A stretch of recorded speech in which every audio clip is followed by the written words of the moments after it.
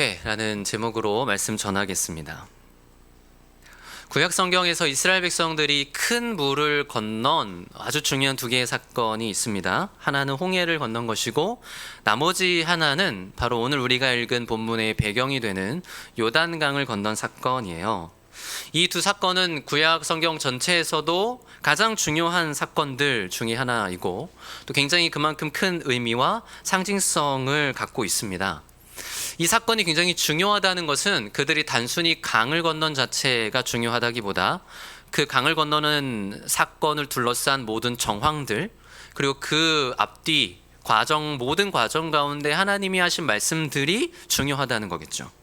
어쩌면 강을 건넌 행동 자체보다도 건너기 전의 준비 과정, 그리고 건넌 후의 어떤 변화, 그 이후에 하나님께서 어떤 하시는 말씀들에 더 주목해야만 우리는 이런 사건들을 볼 때 이게 엄청난 기적이었구나 라는 어떤 기적에 머무르는 게 아니라 정확하게 하나님이 이 큰 사건을 통해 어떤 뜻을 이스라엘 백성들에게 전하길 원하셨고 또 오늘 우리에게 어떤 말씀을 주시는지를 살펴볼 수 있는 거예요. 오늘 이렇게 우리가 읽은 여호수아서 5장은 그래서 이들이 요단강을 건너고 또 우리가 잘 아는 여리고성을 정복하기 전 그 사이에 위치한 본문이에요. 그러니까 굉장히 결정적인 순간인 거예요. 이들이 드디어 40여 년의 광야 생활을 마치고 약속의 땅에 들어온 순간이고 이제 첫 성읍의 정복을 눈앞에 두고 있는 순간이라는 거죠. 이 매우 중요한 순간에 하나님이 어떤 말씀을 이스라엘에게 주셨는지를 살펴보는 건 굉장히 중요할 것입니다. 그리고 그것이 분명 오늘날 우리들에게도 들려져야 하는 메시지일 거예요. 일단 5장 1절은 요단강물을 멈춰 세우셔서 이스라엘 백성으로 하여금 이 요단을 건너게 하셨다는 소식을 듣고 요단강 서쪽에 있는 모든 왕들, 가나안 왕들이 마음이 높고 정신을 잃었다는 말로 시작이 되고 있어요. 그래서 이 5장 1절은 앞에 4장에서 요단을 건넌 요단강 도하 사건과 그리고 오늘 본문 5장을 연결시켜주는 동시에 이 사건이 얼마나 가나안 사람들에게는 또 그 왕들에게는 큰 충격적인 사건이었는지를 알려주고 있는 거예요. 여러분, 가나안 왕들이 이스라엘 백성들이 강을 건넜다고 해서 이렇게까지 당황하는 이유는 무엇입니까? 이 시기 요단강물은 굉장히 범람하는 시기였어요. 그러니까 여호수아 3장의 표현을 빌리면 이게 추수 때인데 추수할 시기에는 항상 요단강이 언덕에 넘치더라 이렇게 표현을 해요.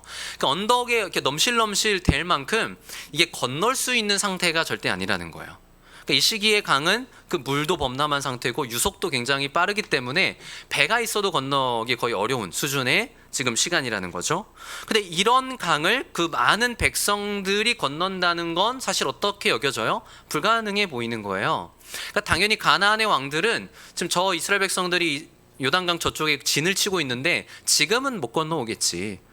당장은 어차피 못 건너오니까 라고 조금은 마음을 분명히 놓고 있었을 거예요. 당연히 방비도 아직은 완벽하지 않았겠죠. 그렇게 마음을 놓고 있었는데 강을 건넜다고 하니까 얼마나 놀랐겠습니까? 만약에 저들이 이 기세 그대로 그 자기들이 믿는 능력의 신을, 그러니까 이스라엘의 신을 등에 업고 이대로 성읍으로 쳐들어온다면 아마 꼼짝없이 우린 당하겠구나 라는 생각을 했을 거예요. 그러니까 당연히 너무나 당황스럽고 어쩔 줄 모르는 상태였던 거죠. 그러면 여러분 이 상황이 여리고인들, 가나안 왕들에게는 이런 상황이었다면 반대로 이스라엘에게는 어떤 상황이에요? 절호의 기회죠. 지금 이 강을 저들이 예상치 못한 순간에 건넜고 지금 이 왕들이 우왕좌왕하고 있었고 분명히 방비가 아직은 허술할 것이다 라는 걸 이들이 몰랐을 리가 없기 때문에 이대로 쳐들어가면 이 여리고성을 정복하기 너무 좋은 기회인 거예요. 말 그대로 하나님이 주신 기회죠. 우리가 살아가다 보면 뭔가 딱딱 떨어지는 때가 있어요. 그래서 이거 하나님이 주셨구나. 나를 위해 또 이렇게 예비하셨구나. 이런 마음을 우리가 먹는 때가 분명히 있는 것 같아요. 그런데 이렇게 그들이 하나님이 주신 결정적 순간이라고 그런 기회라고 여길 법한 이때에 하나님은 전혀 예상치 못한 말씀을 하시는 거예요. 그게 뭐였습니까? 이스라엘 자손에게 할례를 행하라고 한 것이죠. 아마 이 얘기를 처음 들었을 때 여호수아와 이스라엘 백성들은 오히려 이번에는 그들이 마음이 녹았을 거예요. 이번엔 그들이 정신을 잃을 지경이었을 거예요. 그 정도로 당혹스러운 명령이기 때문인데 왜 그렇죠? 물론 지금 이 절호의 기회를 날리기 때문이기도 해요. 이대로 들어가야 맞는 것 같은데 갑자기 여기서 이 기세를 몰아가는 게 아니라 멈추라고 하니까 이 절호의 찬스를 놓치게 되는 거잖아요. 그보다 더 당황스러운 것은 이게 다른 것도 아니고 할례이기 때문이에요. 아시다시피 할례라는 건 남자 생식기의 포피를 베어내는 것이기 때문에 이 할례를 여기서 행한다면 며칠간 이들은 전투불능 상태죠. 근데 지금 여기가 어디라고요? 요단강을 건넌 여리고 평지예요. 그러니까 여리고 성을 지근에 두고 있는 장소예요. 여기서 전투불능 상태가 된다는 건 뭐죠? 그냥 적군들 앞에 목을 내놓고 있는 거나 마찬가지인 거죠. 그러니까 굉장히 심각하게 그들의 안전이 위협받을 수 있는 명령인 거예요. 여러분이라면 어떠시겠어요? 우리가 이런 자리에 있을 일은 별로 없지만 아마 여러분의 분명히 하나님 뜻대로 하면 내 안전이 염려되고 나의 어떤 성공이나 혹은 나의 이익이 침해받는 게 너무 확실해 보일 때 분명 순종하기 쉽지 않죠. 그래서 우리는 그런 하나님의 뜻을 깨달을 때 스스로 뭐라고 얘기하죠? 내가 잘못 들었구나. 내가 잘못 들었을 거야. 설마 하나님께서 이렇게 생각을 하기도 하는 것 같아요. 근데 우리가 이런 생각을 좀 먼저 갖게 되는 자체가 어쩌면 우리 안전을 제일 먼저 생각하는 우리 본성 때문일 거예요. 물론 사람은 누구나 나의 안위, 나의 안전, 또 나의 가족, 내가 속한 조직의 안전을 먼저 생각하는 게 당연한 거죠. 뭐 이게 나쁘고 잘못된 것은 분명 아닙니다. 근데 이보다 더 중요한 건 뭐예요? 우리의 힘으로 나의 안전을 지킬 수 있다는 착각을 해서는 안 된다는 거예요. 내 힘과 내 노력으로 안전을 지킬 수 있는 건 굉장히 제한적이고 일시적일 뿐인 거죠. 우리가 살아가다 보면 전혀 예상치 못한 방식으로 내가 지켜왔다고 생각하는 것들이 무너지는 순간들이 있어요. 내가 붙들어 온 줄 알았는데 알고 보니 이게 내가 지킬 수 있는 게 아니었구나 라는 걸 느끼는 순간들이 찾아오지 않습니까? 그때마다 우리는 이 사실을 깨달아야 하는 거예요. 내가 지킬 수 없다는 것. 더군다나 더 중요한 영원한 안전에 대한 것, 영원한 생명과 영원한 안식에 대한 건 우리 손에 달려있지 않죠. 이스라엘도 마찬가지예요. 이들이 굉장히 어떻게 보면 착각을 하는 거예요. 여러분, 이스라엘이 40여 년의 광야 생활을 마치고 가나안 땅에 들어오기까지 이들의 안전이 이들의 능력에 달려 있었습니까? 하나님께 달려 있었던 거죠. 하나님이 지키시기에 여기까지 보호받고 올 수 있었고 요단강까지 건넌 거예요. 그런데 지금 이제 와서 할례를 행하면 이들의 안전이 위협받는 거고 할례를 행하지 않으면 안전이 보장되는 것입니까? 그렇지 않다는 거죠. 지금까지 그랬던 것처럼 이들의 힘과 노력이 혹은 상황이 그것을 결정하는 것이 아니라 하나님의 함께하심, 하나님의 보호하심이 훨씬 더 결정적이라는 거예요. 우리 인생도 마찬가지죠. 우리가 아무리 중요하다 생각하는 것들에 우리 힘을 쏟고 우리가 붙들고자 하는 많은 것들을 쫓아가며 아등바등한다 해도 정작 붙들어야 하는 하나님을 붙들지 않으면, 아니 좀 더 정확하게는 하나님이 우리를 붙들어 주시지 않으면 우리 수고가 다 헛된 것으로 드러나게 될 것입니다. 그런데도 우리가 상황에 따라 너무 우리가 겉모습에 움직이는 자들이잖아요. 그때그때에 따라 우리 마음이 흔들리는 자들이다 보니까 이 사실을 항상 놓치는 거예요. 그래서 그때마다 내가 보기에 좋은 쪽으로, 내가 보고 판단하기에 안전하고 내게 더 이익이 되는 쪽을 자꾸 선택하려 하는 거죠. 우리가 흔히 이런 것들을 기회라고 생각하는 것 같습니다. 나를 중심으로 이 상황을 보면서, 기회가 뭐예요? 나를 중심으로 상황을 보면서 내 욕심과 내 조급함이 만나는 어떤 지점을 우리 기회라고 하는 거예요. 그렇죠, 여러분? 그러니까 내가 늘 바라는 게 있는데 이게 지금이면 될 것 같아 라는 조급함이 드는 순간 우린 이거를 이건 기회구나 라고 생각을 하는 거죠. 근데 세상이 말하는 이런 기회들은 대부분이 어떤 거예요? 돈을 벌 수 있는 기회, 성공할 수 있는 기회, 내가 인정받고 내가 돋보일 수 있는 기회, 혹은 뭔가 내 안락함을 보장받을 수 있는 기회. 세상은 이 기회들을 쫓아가는 것이고 이 기회들을 따라가는 방식의 삶을 사는 거예요. 근데 그리스도인들은 어떻습니까? 그리스도인들도 똑같이 이 땅을 살아가면서 그런 기회들을 따라가는 것입니까? 복음과 진리로, 무엇보다 예수 그리스도의 죽음과 부활로 완전히 새로운 피조물이 된 존재가 우리들이라면 우린 더 이상 그런 기회들만 쫓아가는 자들이 아니라 완전히 기회에 대한 정의가 바뀐 자들이라는 거예요. 오히려 완전히 변화된 기회는 어떤 것들일까요? 하나님과의 관계에 있어서 더 깊어질 기회, 하나님을 더 알아갈 기회, 하나님이 원하시는 선을 행하고 순종할 기회, 그리스도의 사랑과 용서를 전할 기회를 조금 더 우리는 생각하기 시작하는 거죠.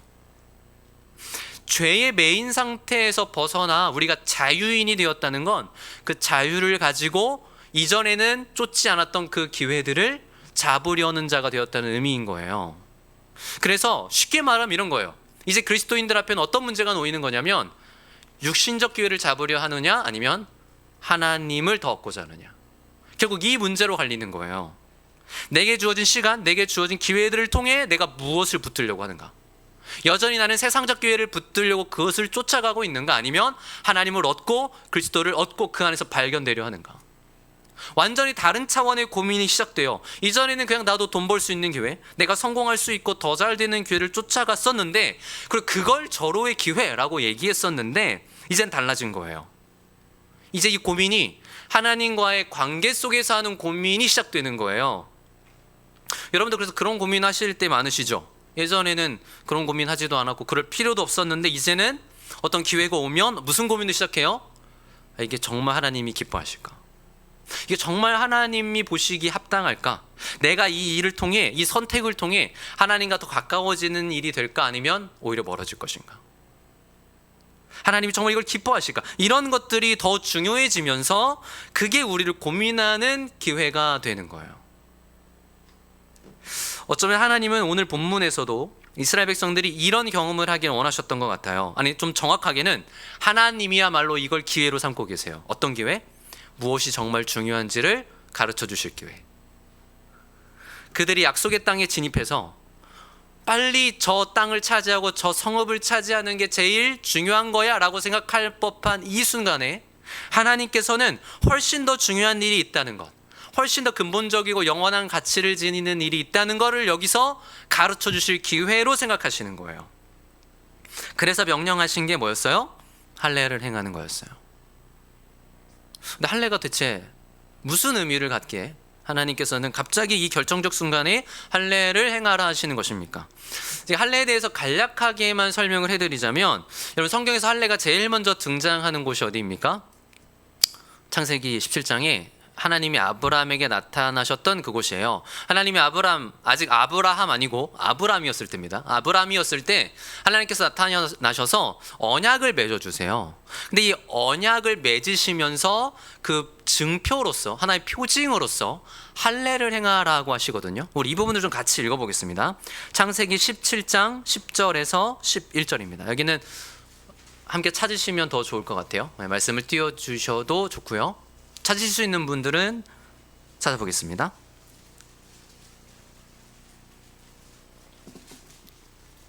창세기 17장 10절에서 11절.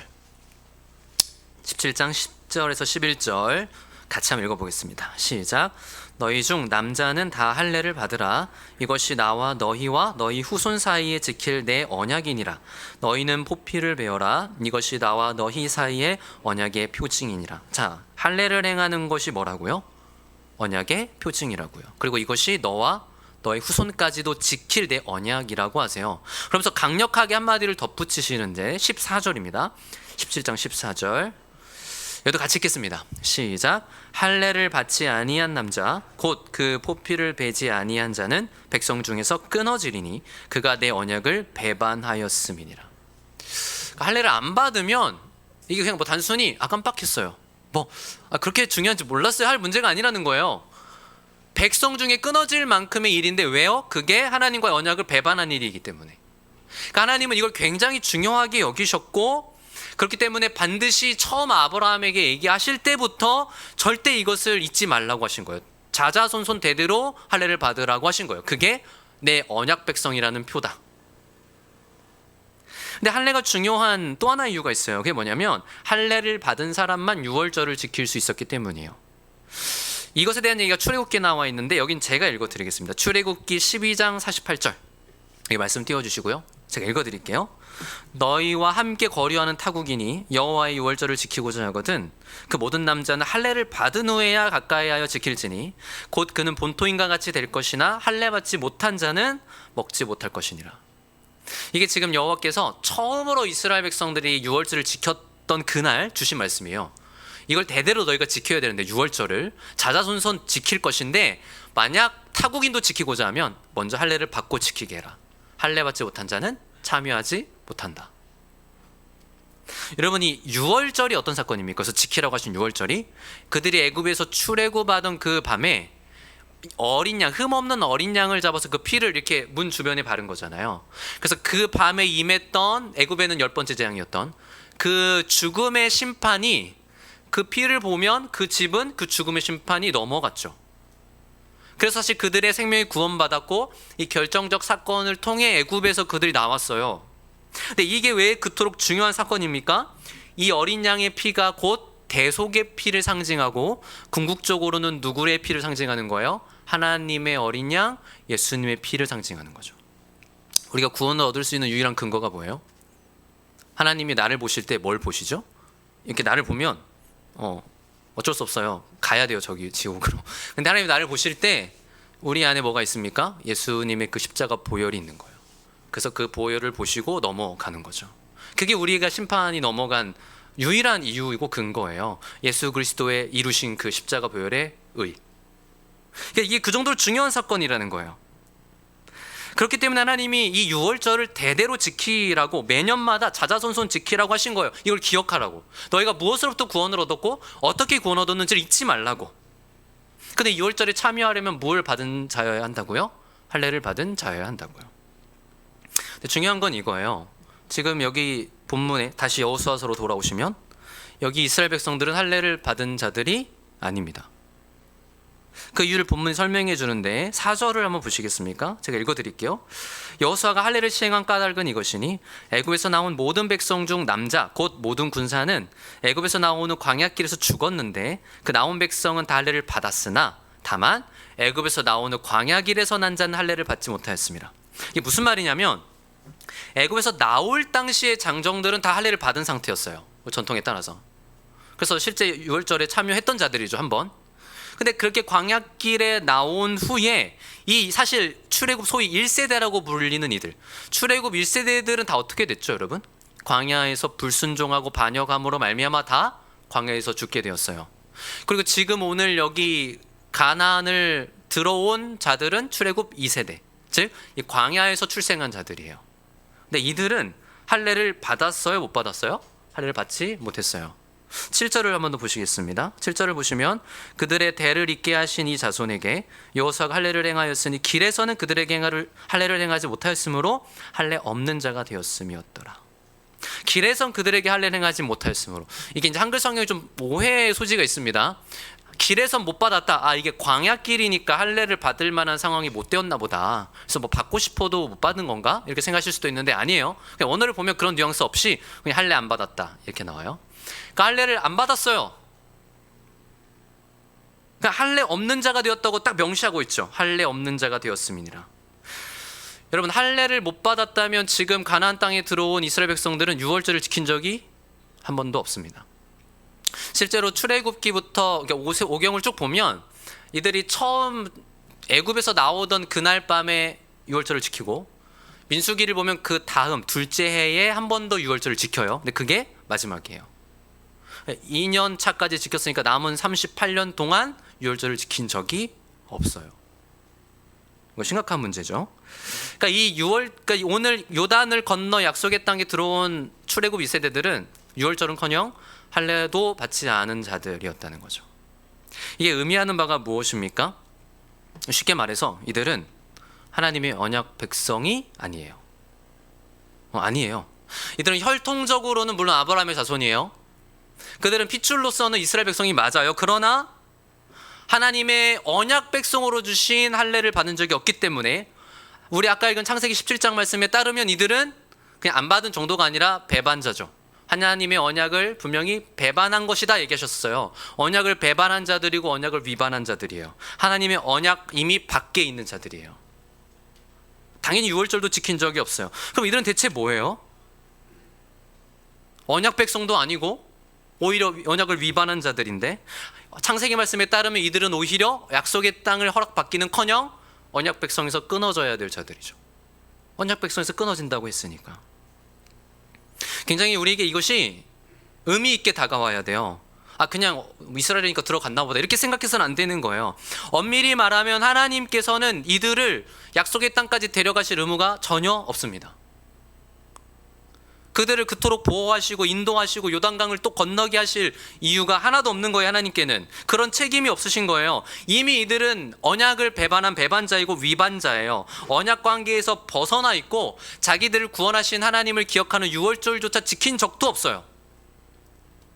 그런데도 누구만 일방적으로 지키고 있는 거예요? 하나님만 일방적으로 약속을 지키고 있는 거예요. 지난 38년 동안 이들을 계속 보호해 오셨고 할례도 받지 않은 이들을 마치 언약 백성인 것처럼 인도하시고 한 번도 광야에서 신발이 헤어진 적이 없고 만나가 그친 적이 없어요. 매일같이 그들을 돌보셨어요. 그래서 결국 약속하신 약속의 땅 초입까지 들어온 거예요. 이게 여러분 하나님께 당연한 것입니까? 하나님은 당연히 그러신 거 아니야? 우린 그렇게 생각할 때가 많은 것 같아요. 근데 이건 당연한 게 아니죠. 우리에게 이것이 무슨 생각을 들게 하는 사실입니까? 우리에 대한 이야기인 거예요. 우리들도 이 이스라엘 백성과 크게 다를 바가 없죠. 우리도 분명히 하나님과 언약 관계에 있어요. 아니, 언약이라고만 표현하기는 훨씬 깊은 생명의 관계에 있어요. 예수님과 연합한 자라고 우리는 불리는 자들이에요. 성령이 우리 안에 계시는 성령의 전이라고 얘기하는 자들이에요. 그 말은 하나님이 우리에게 어떤 삶을 요구하신다는 거죠? 거룩한 삶, 예배의 삶, 완전히 뒤바뀐 가치의 삶을 살길 원하신다는 거예요. 그런데 우리의 삶의 진정으로 그러한 삶을 통한 증거가, 표징이 나타나고 있습니까? 하나님을 소유한 자로서의 분명한 특징, 거듭난 믿음을 가진 자로서의 분명한 특징은 그런 삶일진데 우리에게 그 증거가 나타나고 있냐는 거예요. 마치 여전히 언약이 없는 자처럼, 전혀 그런 부활 생명이 없는 자처럼 그러지 못할 때가 많죠. 여전히 내 삶을 통해 하나님이 드러나기보다는 내가 드러나고 내 이기심과 탐심을 쫓아가려는 기회들을 여전히 따라가는 방식으로 살아가고, 여전히 마치 죄에 배어 있는 것처럼, 여전히 이 땅에 속한 자들처럼 그렇게 살아갈 때가 참 많은 것 같습니다. 그럼 하나님은 그런 우리에게 여전히 은혜를 주셔야 됩니까? 하나님께 그런 책임과 의무가 있습니까? 우리가 정직하게 우리의 삶을 하나님 앞에서 바라볼 때 분명히 우린 의롭다 여겨질 만한 부분이 하나도 없어요. 좀 더 정확하게 표현하면 우리 매일 하나님 사랑하는데 우린 사랑받을 만한 자가 아니에요. 전혀 아닌 것 같아요. 저만 봐도. 심지어 하나님을 전혀 모르는 척하며 살 때 너무 많죠. 우리가 한 주간의 삶을 살다가 보면 어느 순간 내 욕심, 내 탐심, 내가 원하는 거가 딱 들어오는 순간 어때요? 하나님께 이렇게 블라인드를 잠깐 딱 쳐요. 하나님 없는 것처럼, 하나님 잠깐 보지 마세요 여기. 여기는 다른 데예요. 여기는 영역이. 이런 마음으로 하나님을 대하는 거예요. 그럴 수 없는 존재께. 하나님 없이 여전히 내 원하는 기회를 쫓아 살아갈 때가 참 많은데, 근데 하나님은 여전히 그런 우리를 또 찾아오셔서 또다시 신실한 은혜를 베푸시는 거예요. 여전히 우리를 선한 길로 인도하시고자, 여전히 그분의 은혜를 아는 자로 우리를 비춰가시고자 계속해서 우리에게 신실하신 은혜를 베푸시는 거예요. 그렇게 하나님의 사랑 안으로 우리를 초대하시려고. 그래서 이런 표현이 어떨지 모르지만 하나님은 기회만 있으면, 그러니까 우리는 기회만 있으면 하나님을 떠나려고 하거든요. 근데 하나님은 기회만 있으면 신실하신 사랑을 보여주시려고 하는 거예요. 하나님이 얼마나 크신 긍휼과 오래 참으심과 우리를 향한 사랑으로 가득한 분인지를 보여주시려는 것 같아요. 정말 우리가 감히 측량할 수도 없는 사랑 아닙니까? 우리가 감히 하나님 나를 이만큼 사랑하셔라고 조차 말하기 어려운 사랑이에요. 그 오래 참으심. 여러분, 이스라엘 자손들이 이렇게 사실은 언약의 표조차 갖지 않은 채로 정확하게 오히려 위반자였을 때 약속의 땅에 들어갔다는 사실은 로마서에서 말씀하는 우리가 아직 죄인 되었을 때 예수께서 우리를 위해 죽으심으로 하나님의 사랑을 확증하셨느니라 라는 말씀을 떠올리게 하죠. 그러니까 우리 구원도 우리 자격이 아니라 하나님의 긍휼하심과 오래 참으심과 은혜에만 그 소망이 있다는 거예요. 그 오래 참으심을 통해 하나님은 그런데 우리를 계속해서 빚어가시길 원하세요. 하나님이 우리에 대해서 오래 참으신다, 하나님이 결국 우리의 구원을 이루신다라는 게 우리에게 이렇게 들려서는 안 돼요. 어떻게 해요? 아, 그렇구나. 뭘 해도 하나님 그냥 다 용서하시고 뭘 해도 다 괜찮고 그냥 구원은 어차피 따놓은 당상이구나, 이렇게 말하는 것이 기독교의 진리는 절대 아니죠. 그리고 그럴 수 없어요. 왜요? 진짜 하나님의 그 사랑을 깨달은 사람은 그렇게 살아갈 수 없거든요.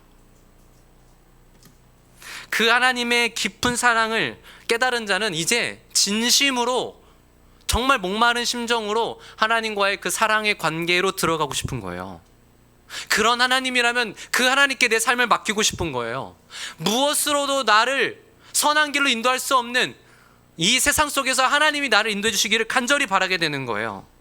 그래서 하나님은 끊임없이 우리에게 신실하심으로 대하면서 기회만 있다면 그 사랑의 관계로 우리를 초대하시려는 거죠. 나를 보라고, 나와 함께 하자고, 나와 함께 사귐을 갖자고.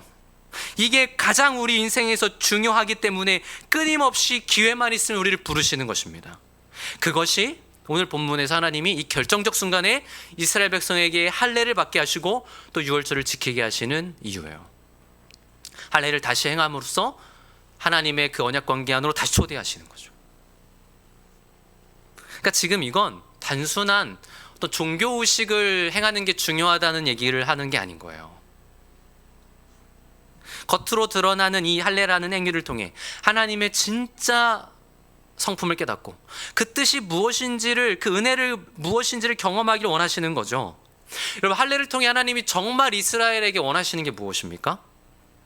바로 그들의 마음의 할례를 받는 거였어요. 제가 시간상 두 군데만 읽어드리겠습니다. 우리가 이제 마음의 할례 이러면 마음으로 하는 거 뭔가 신약적이다 이렇게 생각할 수 있는데 이건 이미 모세오경부터 나왔어요. 여호수아 바로 앞에 성경이 무엇입니까? 신명기 10장 16절입니다. 제가 읽어드릴게요. 그러므로 너희는 마음의 할례를 행하고 다시는 목을 곧게 하지 말라. 마음의 할례를 행하고 완악하게 하지 마라. 너희 고집을 내려놔라, 이런 얘기죠. 그런가 하면 신명기 30장에는 이렇게 말씀합니다. 내 하나님 여호와께서 내 마음과 내 자손의 마음에 할례를 베푸사 너로 마음을 다하며 뜻을 다하여 내 하나님 여호와를 사랑하게 하사 너로 생명을 얻게 하실 것이요. 이게 신명기 30장 6절인데 여기서 결정적인 표현이 나오는 거예요. 하나님이 우리 마음에 할례를 베푸신다는 거예요. 하나님께서 우리 마음에 정말 믿음으로 하나님과의 언약 가운데로 들어가는 이들의 할례 받는 그 행위를 통해 하나님께서는 사실 우리 마음의 할례를 베풀기 원하신다는 거예요. 그렇게 함으로써 아까 말씀드린 대로 우리 완악함은 꺾고 하나님을 마음을 다해 사랑하는 자로 빚어 가시는 거죠. 이것이 생명이라는 거예요. 세상을 사랑할 수밖에 없고 죄의 열매들만을 쫓아갈 수밖에 없는 그 소망 없는 우리를 위해 하나님이 친히 우리 마음에 할례를 행하심으로, 오늘날로 표현하자면 성령을 부어주심으로, 그 하나님의 은혜를 깨닫게 하심으로, 거듭난 심령으로 만들어주심으로 말미암아 우리로 하여금 세상이 아닌 하나님을 사랑하는 자가 되게 하신다는 거죠. 결국은 우리를 사랑의 관계로 초대하시는 그 의식을 하나님이 치르게 하시는 거예요. 여러분, 형식이라는 건 내용을 담아야 되는 거죠. 내용이 없는 형식은 껍데기일 뿐이잖아요. 그러니까 할례라는 형식을 통해, 하나님이 정하신 어떤 형식을 통해 하나님은 진정으로 그들의 마음에 할례를 행하기를 원하셨던 것입니다. 오늘날은 우리가 할례가 아닌 세례를 받고 유월절이 아니라 성찬식을 행하죠. 오늘 우리가 마침 성찬식을 행하는 것인데 이 역시도 어때요? 단순한 형식이 되면 안 되는 거예요. 그냥 때가 되면 하는, 우리 교회는 매월 마지막에 하죠. 할 때 됐구나. 그냥 이렇게 하시면 안 되는 거예요. 그게 아니라 오늘 이 아름다운 하나님이 정하신 어떤 형식을 통해 하나님은 어떤 내용을 담으시려는 것일까? 하나님 우리에게 무엇을 부어주시는 것인가를 생각해야 되는 거죠. 우리 9절을 살펴보고 말씀을 마무리하려 합니다. 이제 할례를 받은 백성들이 회복하고 있었어요. 낫기를 기다리고 있을 때 주신 말씀인데 중요한 말씀입니다. 같이 읽었으면 좋겠어요. 여호수아서 5장 9절 함께 읽겠습니다. 시작. 여호와께서 여호수아에게 이르시되 내가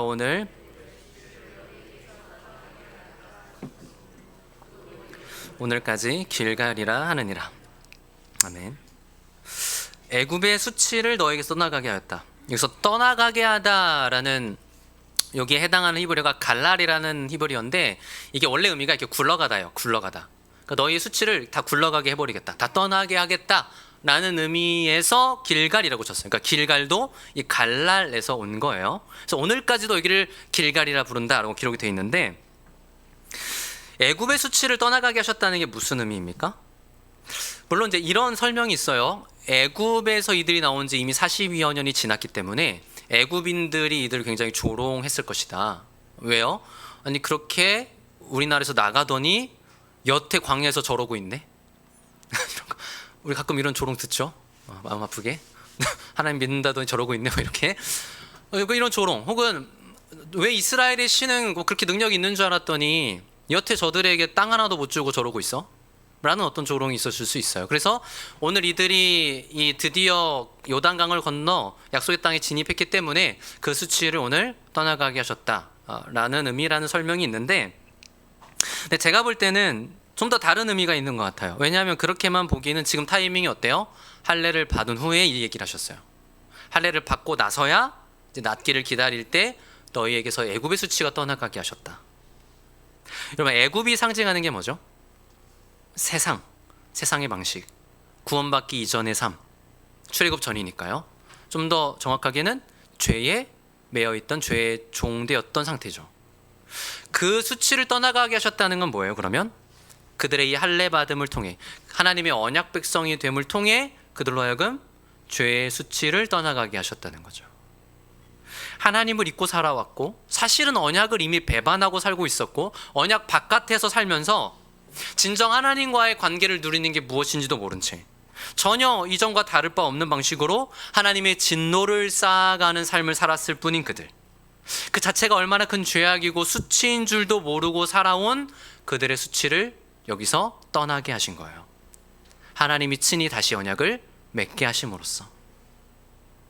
하나님이 깨닫게 하시지 않으면 죄가 죄인 줄도 모른 채, 구원이 무엇인지도 모른 채, 그 하나님의 사랑도, 하나님의 그 사랑의 초대도, 영원한 생명도 모른 채 살아갔을 그 무지함과 그저 죄의 열매들을 쫓아가며 그것이 수치인 줄도 몰랐을 그 수치를 하나님은 끊어내신 거죠.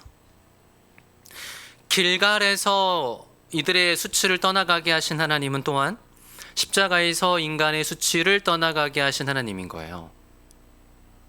왜 갑자기 글로 갑니까? 이렇게 생각하실 수 있는데 성경이 의도적으로 이걸 표현하고 있어요. 예수님이 십자가에 달리신 곳이 어디죠, 여러분?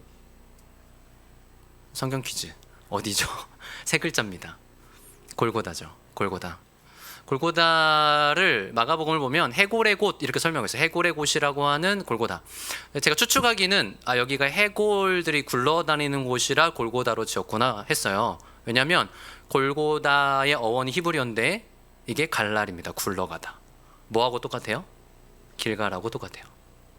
그러니까 하나님께서 이스라엘로 하여금 애굽의 수치를 떠나가게 하신 곳이 골고다로 연결이 되는 거예요. 그래서 골고다의 예수님의 십자가를 통해 주님께서는 우리가 감당해야 했을 그 모든 수치, 그 죄의 수치, 우리의 불법, 우리가 어기고 위반한 것들, 우리의 배역들을 떠나가게 하신 거예요. 우리가 감당했어야 할 수치를 예수께서 골고다에서 감당하신 것이죠. 그렇게 우리를 품으셨고, 사실은 그럴 책임도 의무도 전혀 없으신 하나님이 우리를 위한 구원을 베푸신 것입니다. 그저 육신의 할례로 자신들이 아브라함의 자손이라고 주장하던 이들의 손에 주님은 십자가에 박혀 죽으셨어요. 그게 우리의 수준이죠. 우리의 노력, 우리의 힘으로 하는 신앙생활의 수준은 거기를 못 벗어나는 거예요. 그냥 형식에 매여 있고 그냥 내가 하는 종교활동들이 전부인 걸로 여기는 종교활동, 그런 신앙생활로는 결국 예수를 십자가에 못 박는 자리에 밖에 우리가 있을 수밖에 없는 거예요. 무엇을 받지 않으면요? 마음의 할례를 받지 않으면, 정말 우리를 거듭나게 하시는 은혜를 깨닫지 못하면, 그 하나님과의 언약 관계에 들어가고 사랑의 관계 안에 들어가서 하나님과 사귐을 갖는다는 것이 무슨 의미인지를 여전히 우리가 모르고 있다면 우리가 있는 자리는 거기밖에 되지 않습니다. 그래서 하나님은 오늘도 기회만 있으면 우리에게 다시 언약을 새롭게 하시고, 기회만 있으면 우리에게 그 사랑을 깨닫게 하시고 그 은혜가 무엇인지를 깨닫게 하시기를 원하시는 거예요. 왜요? 그렇게 해서 우리에게서 그 수치가 떠나가게 하시려고. 우리에게 마음의 할례를 베푸심으로써 우리 교만을 꺾으시고 우리 고집을 꺾으시고 우리 이기심과 탐심을 떠나가게 하시며 완전히 새로운 피조물로 우리를 빚으시기 위해. 그래서 이제 우리가 이전에 따르던 육신적인 것, 세상적인 것이 아니라 하나님을 사랑하며 하나님을 쫓아가는 자들이 되기 위해 하나님은 오늘도 우리에게 그 기회를 여전히 주고 계신 것입니다. 때로는 일방적으로, 우리가 하나님을 모른 척할 때도. 그래서 하나님은 이렇게 그들에게 할례를 행하라 하셨고 유월절을 또한 지키기를 원하셨던 거예요. 그들이. 왜요? 그렇게 하나님과의 관계 안으로 들어오면 이제 그들은 하나님과 함께 먹는 자가 되거든요. 함께 교제하자는 거예요. 예수님께서 누가복음 22장 보면 이렇게 얘기하세요. 제자들에게. 여러분, 예수님이 십자가에 달리시기 바로 전 제자들과 함께한 식사 자리, 이게 뭐였습니까? 이게 유월절이잖아요. 그때 예수님이 정확히 이렇게 얘기하세요. 내가 너희와 함께 유월절 식사하기를 원하고 원하였노라. 원하고 원했다. 왜 그렇게 원하셨겠어요? 거기에 어떤 마음이 담겨 있는 거예요? 내가 너희와 그토록 교제하고 싶다. 이 생명의 양식을 나누는 교제를. 그리고 그 양식을 우리에게 주시기, 그 교제를 누리시기 위해 하나님은 한없이 기다리셨던 거죠. 얼마든지 광야길 한가운데서도 지금이라도 당장 너희들 할례 행해라, 그렇지 않으면 끊어질 것이다 라고 하실 수 있는 하나님이 기다리시는 거예요. 언제까지요? 얼마나 신실하시고 은혜 있으시고 오래 참으시고 긍휼이 많으신 하나님이신지 그들이 진짜 깨달을 때까지. 그래서 약속의 땅에 모든 걸 성취하는 걸 보여주시는 순간 나와의 관계 속으로 들어와라, 할례를 행해라 라고 하시는 거예요. 그러니까 5장 1절에서 분명히 우리의 눈에는, 이스라엘 백성들의 눈에는 가나안을 급습하기에 가장 좋은 기회, 절호의 찬스로 보였을 그 시간은 사실 하나님의 기회였던 거죠. 하나님이 그들을 다시 하나님과의 관계를 회복시켜 주실 기회, 하나님의 은혜가 얼마나 큰지를 그들이 경험할 수 있는 그 기회, 애굽의 수치를 떠나게 하실 그 기회. 제가 여기를 생각하면서 그런 생각이 들었어요. 하나님은 얼마나 기다리셨을까? 그 40여 년을 얼마나 기다리셨을까? 뭐 유월절 한번 지키지 않고 할례도 행하지 않고 툭 하면 불평하고 불만 터뜨리고 원망하는 이스라엘 대하면서 하나님 한 번도 그렇게 얘기하신 적 없으세요? 내가 너희 돌볼 이유 없다고, 너희들부터 할 일 하라고, 이렇게 얘기하신 적 없으세요? 너희는 이미 언약에서 끊어진 자들이고 위반자라고 얘기하신 적이 없으세요. 오직 신실하심으로만 대하셨어요. 그 불평하는 이들을 채우시고 먹이시고 돌보신 거예요. 왜요? 얼마나 긍휼함이 많으시고 오래 참으시는 하나님인지를 깨닫게 하시려고. 우리들도 그렇잖아요. 언제 우리가 가장 하나님의 그 헤아릴 수 없는 사랑을 고백하며 주께 우리 마음을 엽니까? 우리의 이 못나고 추한 모습에도 불구하고 너무나 터무니없는 하나님의 사랑을 발견할 때잖아요. 나는 내가 제일 힘든 줄 알았고, 나는 내가 제일 어려운 줄 알았고, 하나님은 뭐 나를 돌보시지 않은 줄 알았는데 어느 순간 보니까 내가 하나님을 바라보고 있지 않은 그 순간에도 하나님은 나를 여전히 바라보고 계셨다는 거. 내가 기다리는 줄 알았는데 하나님은 언제나 내 곁에서 사실은 나보다 훨씬 더 오래 기다리셨다는 거. 이걸 우리가 기다릴 때, 내가 외면했을 뿐이고 내가 문을 닫고 있었을 뿐이지 사실 주님은 계속 그 문을 두드리고 계셨다는 걸 깨달을 때 우린 비로소 마음의 문을 열고 하나님을 받아들이는 거죠. 그분과 함께 먹기를 원하시는 거죠, 우리도. 그래서 계시록 3장 20절 말씀 띄워주시겠어요? 한번 같이 읽겠습니다. 계시록 3장 20절 시작. 볼지어다 내가 문 밖에 서서 두드리노니 누구든지 내 음성을 듣고 문을 열면 내가 그에게로 들어가 그와 더불어 먹고 그는 나와 더불어 먹으리라. 아멘. 주님은 계속 기다리시는 거예요.